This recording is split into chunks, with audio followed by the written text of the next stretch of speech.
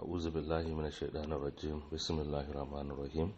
Wa sallallahu ala nabiyyina Muhammadin wa ala alihi wa sahbihi ajma'in. Yan uwa musulmai, sanin kowa ne, kowa ya san abin da ƙasar nan take ciki. Na tabarbarewar tsaro, na yunwa da dukkan fitinu wanda a kullum mu ɗalibai abin da muke faɗa da kuma su malamanmu, dukkan wani fitina da Allah zai saka wa al'umma nan tukuna na farko su binciki irin halayensu, sannan kuma in suka farga suka gyara abin da suka gyara, to insha Allahu za a samu sauki kuma Allah zai tausaya kuma ya yafe mana. To a gaskiya ba ɗabi'a mu bane mu fito muna ko raddi ko kuma muna mai da martani, especially a gurbatattun malamai wanda duniya ta san sun yi fice da ci da addini. Duniya ta san in babu wannan addini, in babu wannan mambari, ba su da hanyar samun ko sisi.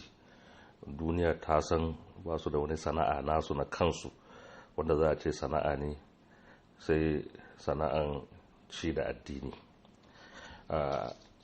Wannan magana da zan yi ne a matsayina na tukurmamu ɗan iyan fika, ba a matsayin ko Dr. Ahmad Gumi ba a matsayin kowaye ba, duk da dai na san mutane da yawa sun san irin dangantaka da ke tsakanin da shi Sheikh Dr. Ahmad Gumi. Muna kawaici kuma mun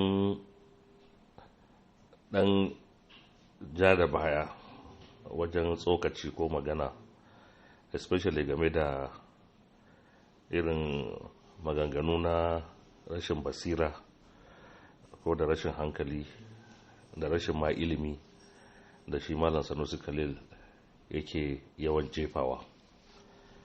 Wato abinda ma na so da shi Malam Sanusi Khalil ya yi, karka yi wani kwana-kwana wajen yin wani makirci ko kuma wajen nuna hasadanka ko kuma nuna rashin fahimta ko kuma rashin basiranka.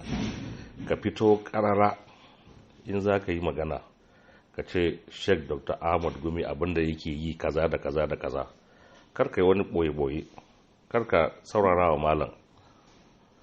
Babu amfani a fitar da magana a munafurce, sai dai kawai kai dai ka daga ka isar da sakon da kake so ka isar, watakila wanda zai ji zai ce ai da wani kaza kake yi. Na saurari huduban da yi yau a masallaci wannan juma'a, wanda duk wanda yake bibiyan shi Malam Sanusi Khalil an san yadda yake amfani da mumbarin manzon Allah sallallahu alaihi wasallam wajen neman maslahan shi na duniya.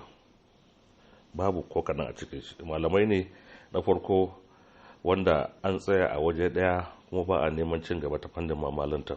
Ina magana neman karin ilimi, balantana ka san abin da ya kamata ko kuma ka faɗi abin da ya kamata. Ni din nan ina magana ne a wanda ya yi mu'amala da Malam Sanusi Khalil, wanda kuma na san kowane ne shi a ɓangaren ko malanta ko almajiranci. A wannan hali da muke ciki, a ce wani malami don gurɓacewa, don rashin tunani, ya fito ya nuna cewa su ba sa tare da sulhu da ake initiating da 'yan ta'adda da neman zaman lafiya a ƙasa don saboda wani aiki da suke wayansu iyayen gidansu. To wannan abun takaici ne, abun kunya ne. Kuma maganganun da ya yi nan indirectly kowaye ya san da wanda yake yi, da malam yake yi, Sheikh Ahmad Abubakar Mahmud Gumi. Wannan tafiya da ya ɗauka, wanda kusan duniya duka gaba ɗaya an yi amanna da wannan tafiya, kuma abu ne wanda